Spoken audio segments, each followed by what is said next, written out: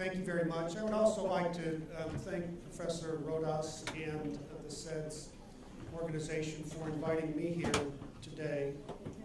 I have long been a strong proponent of independent research institutes and think tanks, and I'm very happy to be invited to support CEDES today and encourage you and wish you all the best in your continuing good work in the future.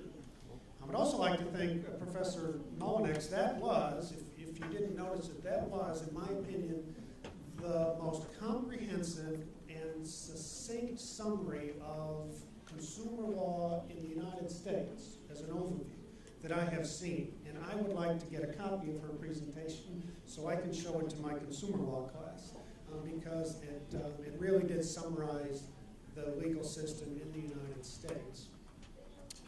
I know the hour is late, and the effects of the good Brazilian coffee and tea are maybe beginning to wear off. So I'm going to try to be a little bit provocative. And I am going to put forth a fourth rationale for consumer protection.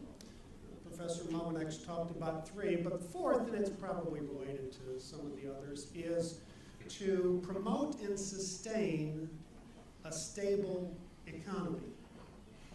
That is, an economy that does not go through wild upsurges in growth and does not plunge rapidly into recessionary periods. And I'm going to do that by talking about the current financial crisis that was triggered in large part by, in my opinion, the failure of consumer protection laws in the home residential mortgage market in the United States. The fallout from the financial crisis, which started in the United States, is pretty well known. Still ongoing in many countries. Losses in excess of $1 trillion as estimated by the International Monetary Fund. Balance sheets of multinational corporations and institutions were severely weakened. You might remember some Wall Street firms such as Bear Stearns either failing or needing to be bailed out. As a result, market liquidity throughout the United States and much of the rest of the world was drying up. It was difficult to finance loans and still is in many markets. As a result of that, we've seen unemployment in many markets, slow growth or negative growth, recession continuing today in the U.S. and throughout much of the world. The root of the cause of the financial crisis, I will present to you, was the subprime lending crisis in the United States and the weakened or lack of enforcement of consumer protection laws that led to it. Now, the subprime lending market in the United States is characterized by several factors or several things. Subprime loans the word subprime is a colloquial term. It's not really a technical term, but it means a mortgage or a loan to a consumer when the person cannot qualify for a conventional loan on conventional terms. But rather than do without the loan, different types of loan products on different terms are made available by the financial institution to the person so they can borrow the money. And the subprime loan might be made available to people because they want to borrow more money than they really can afford, or their income isn't really high enough to qualify for a conventional loan, or they have a less than perfect credit record because they have not been paying all of their bills on time. So they're considered a higher risk and they do not qualify for a conventional loan. So they might get a subprime loan, and in the subprime mortgage market, the types of things you would see in many subprime loans were these. High upfront costs to the loans, higher fees, high application fees, high appraisal fees to appraise the real estate, mandatory credit insurance that they have to purchase, so if they can't pay off the loan, the insurance company will. no down payments for some real estate loans, or very low, say 5% or 2% down payments, so people borrowing money essentially to purchase the entire house, the entire purchase price being borrowed, and sometimes more than that is being borrowed. Little or no verification of people's ability to pay the loan, that is, the mortgage lender would not verify that they actually had a good job and had the ability to repay it. A lot of these loans were interest-only loans, meaning you weren't paying any principal on the loan every month. You were just paying interest, which meant that you were not building equity in the property.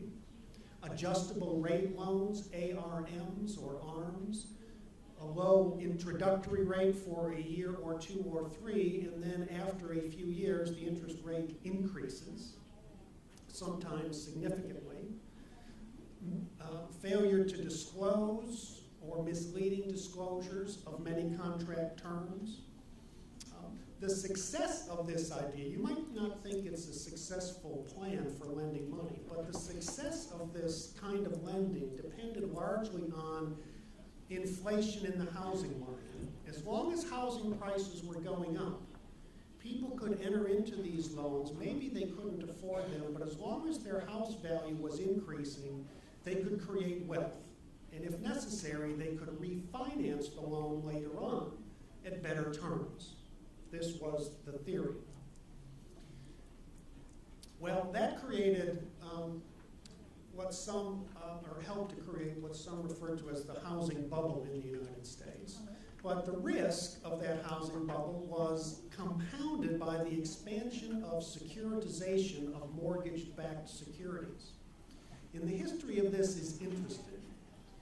In the year 2000, 2001, there was a stock market collapse in the United States, and we were in the beginnings of what appeared to be a long recessionary period. So what the Federal Reserve Board did was cut interest rates to very low levels.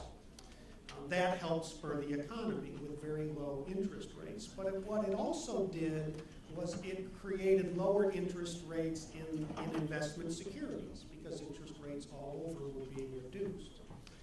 But alongside that,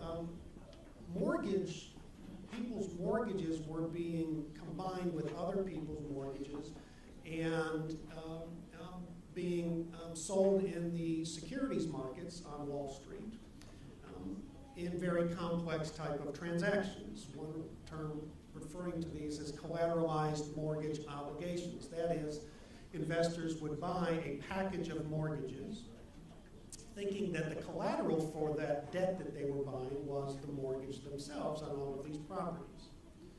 Well, the federal government was involved in that to some extent and had certain protections for investors buying those collateralized mortgages. But there were a lot of mortgages in the private sector that were not backed up by certain federal guarantees, and to increase the returns, the interest rate of returns on those mortgage obligations, they began to use a lot of subprime mortgages and fold them into the securitized debt, the collateralized debt obligations. So Wall Street investors and Wall Street firms were investing in mortgage-backed securities on a grand scale that included a lot of these subprime mortgages in the securities package. This increased the returns on those investments, but it also increased the risk on those investments if those mortgages should begin to fail. Now, the success of this particular investment strategy depended in large part on credit rating agencies that gave a rating score to investments that are sold in securities markets. Unfortunately, the credit ratings agencies did not do their job and account for the large number of risky subprime mortgages that were in those securities markets. So what caused the crisis? Well, as U.S. housing prices were going up, these new products were being sold, and everybody was making money buying these mortgage-backed securities. Rating agencies, though, downplayed the risks in those markets, and then when housing prices began to flatten out or fall, as they inevitably were going to do, the rates of default on those mortgages increased at a greater rate than the rating agencies predicted. That meant that the investment securities were not worth as much as people thought they were. The value of a lot of these mortgage-backed securities then plummeted, fell by several percentage points, which in and of itself would not have been such a bad thing. But a lot of Wall Street investment firms and other financial institutions were heavily invested in these securities. And they had bought them in a highly leveraged way, which means they borrowed a lot of money to buy the securities. A Wall Street firm like Bear Stearns might have owned $30 billion or had an interest in $30 billion of mortgage-backed securities, but really only had $1 billion to back up the purchase. They were borrowing the rest. Well, when you're highly leveraged like that and securities, your value of your securities decreases just a small amount greater than you expected, you don't have the ability to cover your obligations, and some Wall Street firms failed or nearly failed. That then led to the financial crisis we're still enduring today. What was the role of consumer laws in all of this, particularly laws in the United States mortgage market? Well, state consumer laws at the time, and Professor Monex talked about the federal and state level of consumer laws, a lot of states had consumer protection laws that protected against a lot of these practices that I showed were characterizations of the subprime market. To keep people from being misled into entering into certain kinds of loans or loans that they could not afford. There were some changes in federal law that then preempted many of these state laws. And Professor Monex and I think Mr. Crane will talk tomorrow more about the preemption issue, but the federal laws essentially said the state laws can no longer apply to these mortgage products. In addition, the credit rating agencies themselves put pressure on states to weaken the mortgage laws in their states, because they told the states, if you do not weaken or change your consumer protection laws, we cannot sell we will not be able to rate your mortgages, and there will not be a secondary investment market for your mortgages from your state. And many states did not think that would be good for their consumers to have that investment option dry up.